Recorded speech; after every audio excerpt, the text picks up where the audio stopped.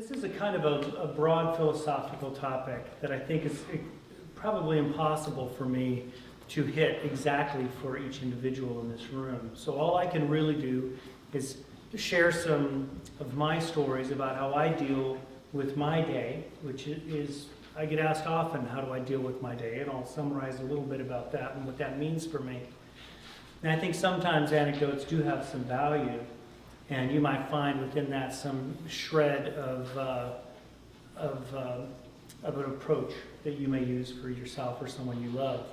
And I'm not saying my approach is necessarily one that is healthy for anyone or even for me. It's a process of growth, and we work together to try to find that.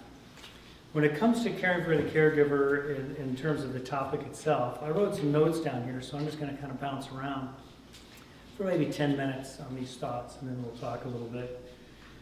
What I see in general when I walk into a process of advanced disease that requires you to have a caregiver really depends first on circumstance of disease for me as a physician. Is it a disease that was unexpected? Was it rapid?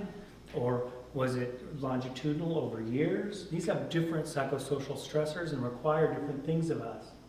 I think we all know of the unplanned sudden death. That brings with it no capacity for planning. You bring with it your level of development at that moment. And then we have those exhaustive cases of decades of care that seem like nothing at the beginning, seem to fit well within your life. And then all of a sudden, a decade later, you're invisible and you don't know who you are. And sometimes even parenthood can have that effect. Even though it's the most identifying thing within your life and one of the most valuable, it still can be something, if not managed appropriately, you can lose yourself, part of your health, and part of your habits. And really, that's what I'm going to try to go back to today a few times, are habits that we have in our lives that allow us to do two things. One is to in a most healthy way, be able to cope with the sudden, unexpected things that happen in life.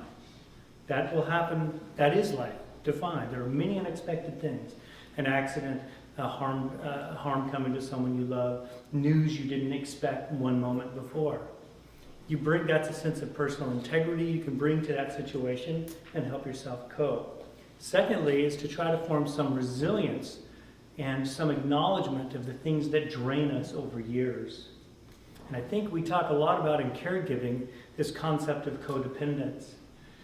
Codependence came, I think it was late 70s and then into the 80s and into the 90s. It really became a real social trend to understand codependence, and it became a bit trendy in terms of diagnosing and codependence groups. And that wasn't bad. It was new to the social genre of trying to understand who we were.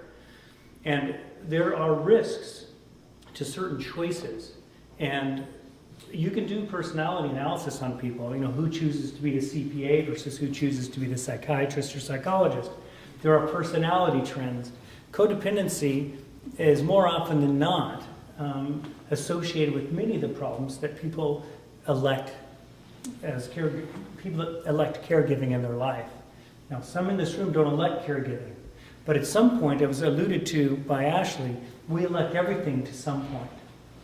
That doesn't mean we elect the illness of our spouse or the death of someone we love, but we do elect some of our habits we take to that experience. So I say to myself every day, I deal with death every day. I see it, I hold the hand of it, and of those that it affects every day. I just left a dying patient now. Sometimes they are very much alive, other times they have already passed. But to see death every day means something. It's unusual. It's not unusual for me. So I'm alone. Physicians are often very much alone because their experience is so intense. People talk about physicians as being cold or not being sensitive. There are many times that's arrived at because they are exhausted. And they're not exhausted because they don't get sleep when they're up all night. Yes, that's true. That's what people think. They're exhausted emotionally because when they do care, they are drained. And if they don't care, they are islands anyway. And, what's the matter? They're not nice. So it breeds a physician over time, someone that seems maybe short, callous. It takes an exceptional person of insight and foresight in any field to not fall into the trap of being isolated. Isolation is the trap. So I say to myself, we all have thoughts, right? And we hope that our thoughts aren't public because we'd be in a rubber room, right? Because we think things all the time, going across. And I'm not making fun of those that can't control their thoughts. I'm not. I'm very sensitive to it.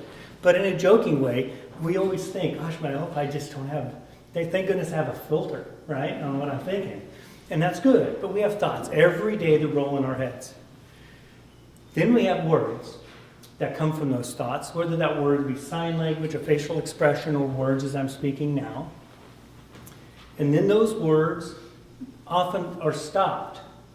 But those words, for those that are healthy, are taken into actions.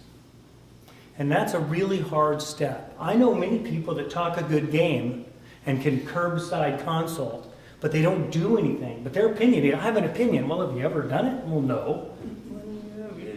That doesn't quite have the chutzpah, so to speak.